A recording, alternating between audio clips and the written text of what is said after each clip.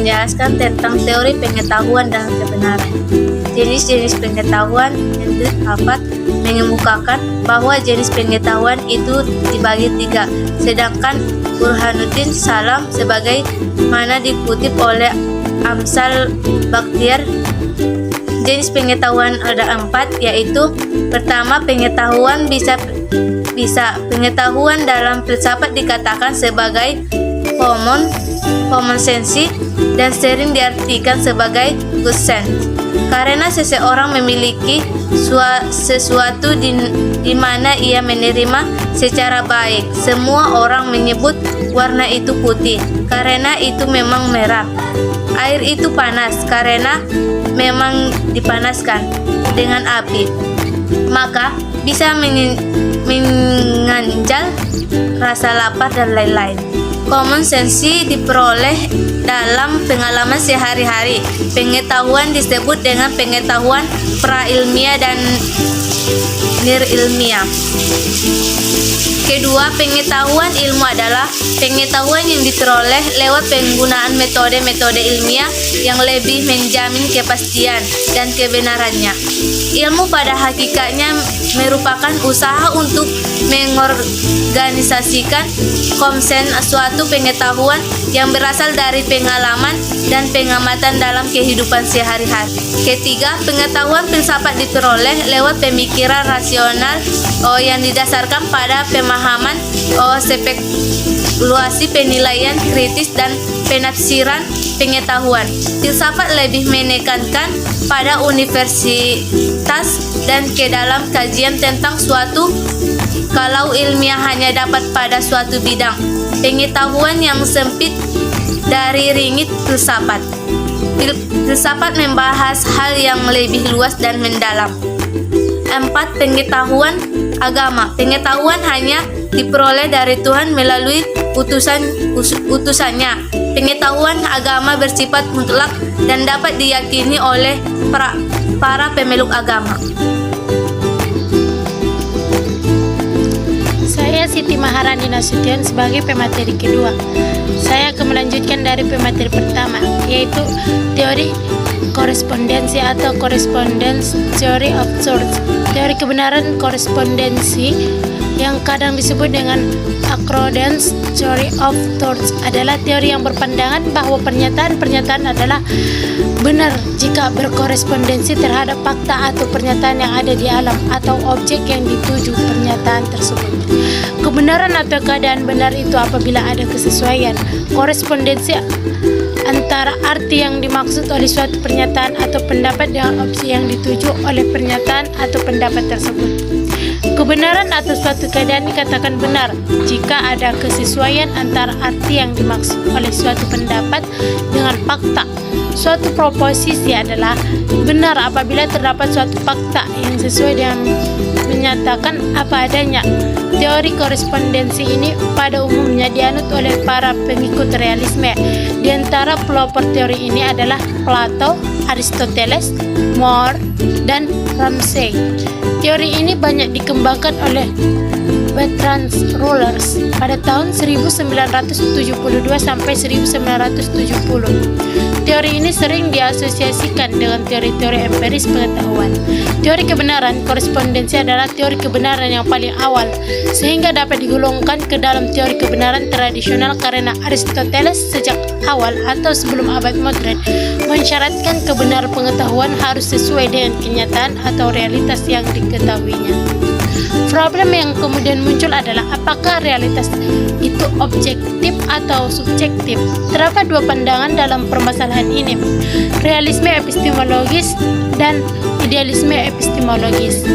Realisme epistemologis berpandangan bahwa terdapat realitas yang independen atau tidak tergantung, yang terlepas dari pemikiran, dan kita tidak dapat mengubahnya bila kita mengalaminya atau memahaminya. Itu sebabnya realisme epistemologi kadangkala disebut objektif, sedangkan idealisme epistemologi berpandangan bahwa setiap tindakan berakhir dalam suatu ide yang merupakan suatu peristiwa subjektif. Kedua bentuk pandangan realitas di atas sangatlah berbeda. Idealisme epistemologi lebih menekankan bahwa kebenaran itu adalah apa yang ada di dunia. Karenanya, melihat merah, rasa manis, rasa sakit, gembira, berharap dan sebagainya, semua adalah ide. Oleh sebab itu, idealisme epistemologi sebagaimana didefinisikan di atas sama dengan subjektivitas.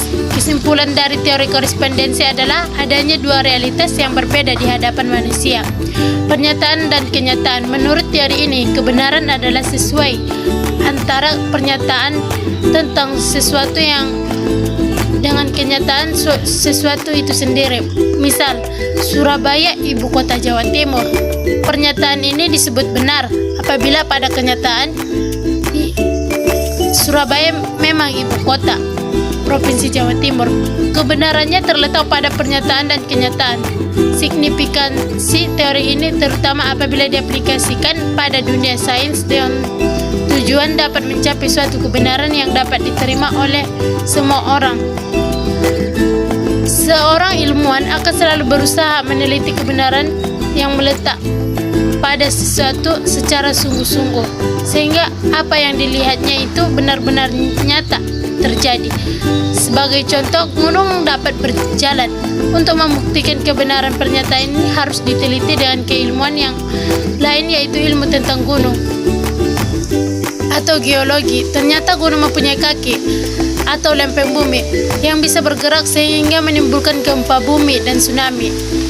Dan demikian sebuah pernyataan tidak hanya diyakinkan kebenarannya, tetapi harus diragukan dahulu untuk diteliti sehingga mendapatkan sesuatu kebenaran hakiki. Nah, selanjutnya yaitu tentang teori koherensi, di mana teori kebenaran koherensi atau konsistensi adalah teori kebenaran yang berdasarkan kepada kriteria koheren atau konsistensi. Suatu pernyataan disebut benar bila sesuai dengan jaringan komprehensif dari pernyataan-pernyataan yang berhubungan secara logis. Nah, menurut teori ini, kebenaran tidak dibentuk atas hubungan antara putusan dengan sesuatu yang lain, yaitu fakta dan realitas, tetapi atas hubungan antara putusan-putusan itu sendiri. Nah, teori ini berpendapat bahwa kebenaran ialah kesesuaian antara suatu pernyataan dengan pernyataan-pernyataan lainnya yang sudah lebih dahulu diketahui, diterima dan diakui sebagai benar. Suatu proposisi itu benar jika proposisi itu berhubungan atau koheren dengan proposisi-proposisi lain yang benar, atau pernyataan tersebut bersifat koheren atau konsisten dengan pernyataan-pernyataan sebelumnya yang dianggap benar. Nah, dengan demikian, suatu putusan dianggap benar apabila mendapatkan penyaksian atau pembenaran oleh putusan-putusan lainnya yang terdahulu yang sudah diketahui, diterima dan diakui benarnya. Nah, karena sifatnya demikian, teori ini mengenal tingkat-tingkat kebenaran. Nah, di sini derajat koherensi merupakan ukuran bagi derajat kebenaran.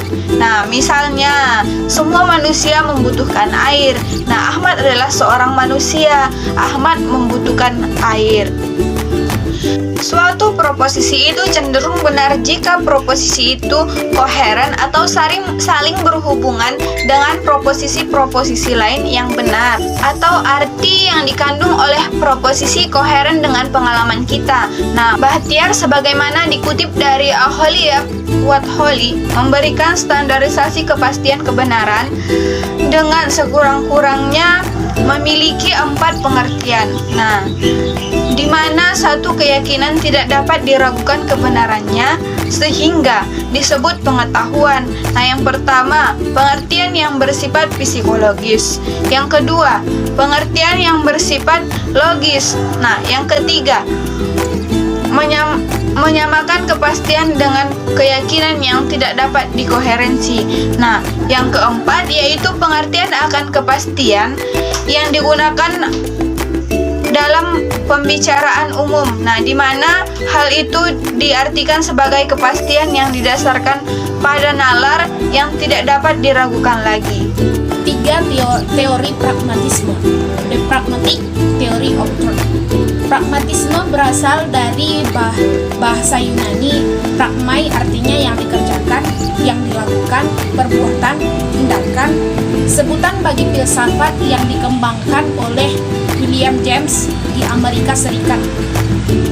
Teori kebenaran pragmatis adalah teori yang berpandangan bahwa arti dari ide dibatasi oleh referensi pada konsekuensi ilmiah, personal atau sosial. Benar tidaknya suatu dalil atau teori tergantung kepada berfaedah tidaknya dalil atau teori tersebut bagi manusia untuk kehidupannya. Kebenaran suatu pernyataan harus bersifat fungsional dalam kehidupan praktis. Pragmatisme merupakan aliran filsafat yang lahir di Amerika Serikat akhir abad ke-19 yang menekankan pentingnya akal budi rasio sebagai sarana pemecahan masalah atau problem solving. Dalam kehidupan manusia, baik masalah yang bersifat teoritis maupun praktis. Tokoh pragmatisme awal adalah Charles Sanders Peirce 1834-1914 yang dikenal sebagai tokoh semitik, William James 30 dan Johns Dewey dan Amsal menyatakan menurut teori pragmatis kebenaran suatu pernyataan diukur dengan kriteria apakah pernyataan tersebut bersifat fungsional dalam kehidupan praktis manusia. Dalam artiannya, suatu pernyataan adalah benar jika pernyataan itu atau konsekuensi dari pernyataan itu mempunyai. Baiklah, selanjutnya kita masuk pada bagian teori performatif. Teori ini berasal dari John Langsau Austin dan dianut oleh filsuf lain seperti Frank Ramsey dan Peter Strawson. Filsuf-filsuf ini mau menentang teori klasik bahwa benar dan salah adalah ungkapan yang hanya menyatakan sesuatu atau dikenal dengan sebagai deskriptif. Proposisi yang benar berarti proposisi itu menyatakan suatu yang memang dianggap benar. Demikian sebaliknya, namun justru inilah yang ingin ditolak oleh para filsuf ini. Teori performatif menjelaskan suatu pernyataan dianggap benar jika ia menciptakan realitas. Jadi pernyataan yang benar bukanlah pernyataan yang mengungkapkan realitas, tetapi justru dengan pernyataan itu tercipta realitas sebagaimana yang diungkapkan dalam pernyataan itu. Teori ini disebut juga tindak bahasa, mengaitkan kebenaran satu tindakan yang dihubungkan dengan satu pernyataan. Misalnya, dengan ini saya mengangkat Anda sebagai manajer perusahaan spesies CS3. Dengan pernyataan itu tercapai sebuah realitas yang baru, yaitu Anda sebagai manajer perusahaan. Tentunya setelah SK-nya turun, di sini ada perbuatan yang dilakukan bersamaan dengan pengucapan kata-kata itu. Dengan pernyataan itu, suatu penampilan atau perbuatan atau performance dilakukan. Teori ini dapat diimplementasikan secara positif, tapi di pihak lain dapat pula negatif. Secara positif, dengan pernyataan tertentu, orang berusaha mewujudkan apa yang dinyatakannya. Misalnya, kita ambil sebagai contoh, saya bersumpah akan menjadi dosen yang baik. Tetapi secara negatif, orang dapat pula terlena dengan pernyataan atau ungkapannya seakan pernyataan tersebut sama dengan realitas begitu saja. Misalnya, kita ambil contoh, saya doakan setelah lulus S1 kamu menjadi orang yang sukses. Ungkapan ini bagi sebagian orang adalah doa, padahal bisa saja sebagai basa-basi ucapan belaka. Atau saya bersumpah saya berjanji menjadi karyawan yang setia pada pimpinan. Seakan-akan dengan janji itu ya setia pada pimpinan. Bisa jadi kita semua terjebak dengan pernyataan seperti itu, seolah-olah dengan pernyataan-pernyataan itu tercipta realitas seperti yang dinyatakan. Padahal apa yang dinyatakan belum dengan sendirinya menjadi realitas. Baiklah, saya akan melanjutkan materi selanjutnya, yaitu agama sebagai teori kebenaran. Pada hakikatnya, manusia hidup di dunia ini adalah sebagai makhluk hidup yang suka mencari kebenaran. Salah satu cara untuk menemukan suatu kebenaran adalah agama. Agama dengan karakteristiknya sendiri memberikan jawaban atas segala persoalan asasi yang dipertanyakan manusia, baik tentang alam, manusia, maupun tentang Tuhan. Dalam mendapatkan kebenaran, menurut teori agama adalah wahyu yang bersumber dari Tuhan. 40 manusia dalam mencari dan menentukan kebenaran sesuatu dalam agama dengan cara mempertanyakan atau mencari jawaban berbagai masalah kepada kitab suci. Dengan demikian, sesuatu hal dianggap benar apabila sesuatu dengan ajaran agama atau wahyu sebagai penentu kebenaran mutlak. Sumber-sumber pengetahuan. Yang pertama, rasionalisme. Aliran ini menyatakan bahwa akal adalah dasar kepastian pengetahuan. Pengetahuan yang benar diperoleh dan diukur dari akal. Rasionalisme dapat didefinisikan sebagai paham yang sangat menekankan akal sebagai sumber utama pengetahuan manusia dan pemegang otoritas terakhir dalam penentuan kebenaran pengetahuan manusia. Aliran ini dipelopori oleh René Descartes, kemudian dinisbatkan kepada beberapa tokoh pemikir barat, yang diantaranya yaitu René Descartes, Spinoza, Leibniz, dan Christian Wolff.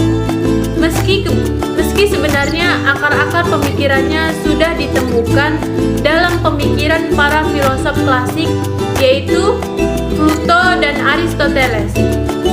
Menurut kaum rasionalisme, sumber pengetahuan manusia didasarkan pada innate idea atau ide bawaan yang dibawa oleh manusia sejak ia lahir.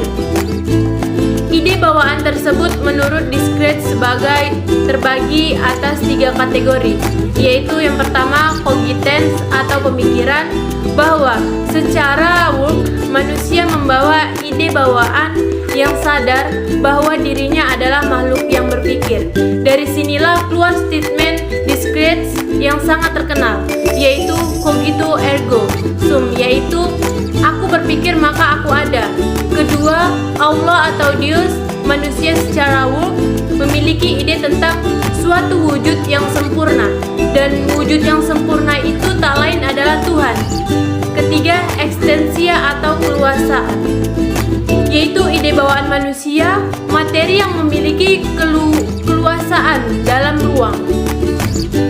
Ketiga ide bawaan di atas dijadikan aksioma pengetahuan dalam filsafat rasionalisme yang tidak diragukan lagi kebenarannya.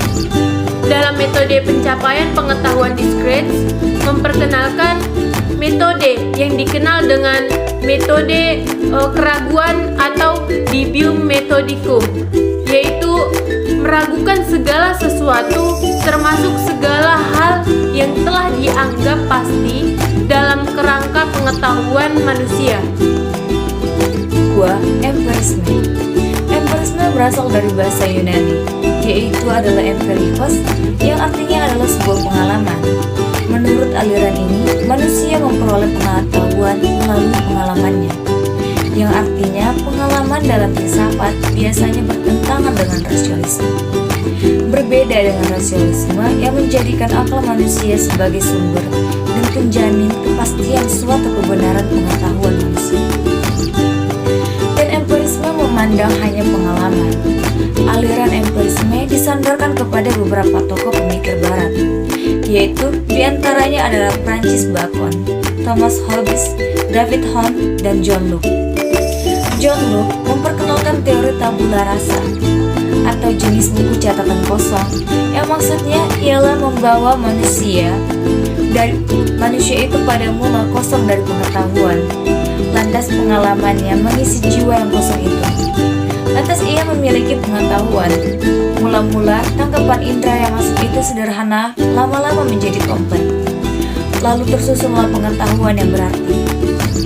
Jadi empirisme, sumber utama untuk memperoleh pengetahuan adalah dengan pengalaman indrawi. Maka empirisme sangat menekankan metode metode empirisme dalam proses pencapaian pengetahuan manusia ini. Dan seseorang yang tak memiliki satu jenis indera tertentu, maka ia tidak dapat memiliki konsepsi tentang pengetahuan yang berhubungan dengan indera tersebut. Yang ketiga adalah kritisisme, yang dimana artinya ketika terjadi pertarungan filsafat antara aliran rasionalisme dengan empirisme mengenai dasar pengetahuan manusia. Dan menurut Immanuel Kant, seorang filosof Jerman, kemudian mencoba melakukan upaya penyelesaian perbedaan antara kedua aliran tersebut. Pada mulanya Kant mengikuti aliran rasionalisme. Kemudian, menurut pengakuannya sendiri, ia kemudian terjaga dari mimpi rasionalismenya setelah membaca buku dari David Hume. Tetapi kemudian ia tetap berpendapat bahwa empirisme tidak bisa ia terima begitu saja karena akan membawa keraguan pada akal. Kant tetap mengakui bahwa akal dapat mencapai kebenaran. Untuk itu ia kemudian menetapkan syarat-syarat dalam pencapaian kebenaran akal. Itulah sebabnya aliran filsafatnya sering disebut dengan filsafat kritisisme. Itulah sebabnya aliran filsafatnya sering disebut dengan filsafat kritisisme. Dalam filsafat kritisisme, Kant menganggap bahwa pengalaman dan akal manusia sama-sama dapat digunakan dalam mencapai pengetahuan manusia. Selanjutnya Kant membagi tahapan pencapaian pengetahuan manusia menjadi tingkatan, yaitu adalah tahap pencapaian indrawi, tahap akal budi, tahap rasio atau intelek. Pada tahap ini proses pengetahuan manusia telah sampai pada kaidah-kaidah yang asasi yang tidak bisa lagi diruntuk dan bersifat mutlak. Kant menyebutkannya dengan ide transendental. Tugas ide transendental ialah menarik kesimpulan dari pernyataan-pernyataan pada tingkatan tersebut. Yang keempat adalah intuisisme. Intuisisme merupakan hasil pemikiran epistemologi filsafat barat yang dipelopori oleh Henry Bergson. Menurut Bergson, intuisi adalah hasil evolusi pemahaman yang tertinggi. Lebih lanjut, Bergson menyatakan bahwa indera dan akal manusia sama-sama terbatas dalam memahami realitas secara keseluruhan. Menurutnya, intuisi merupakan pengetahuan yang langsung. Mungkin cukup sekian pembahasan materi kami kali ini. Saya akhiri, sekian dan terima kasih. Dan tetap jangan lupa teman-teman, tinggalkan jejak kalian dengan like, comment, and share, dan subscribe akun YouTube kami ini. Assalamualaikum warahmatullahi wabarakatuh.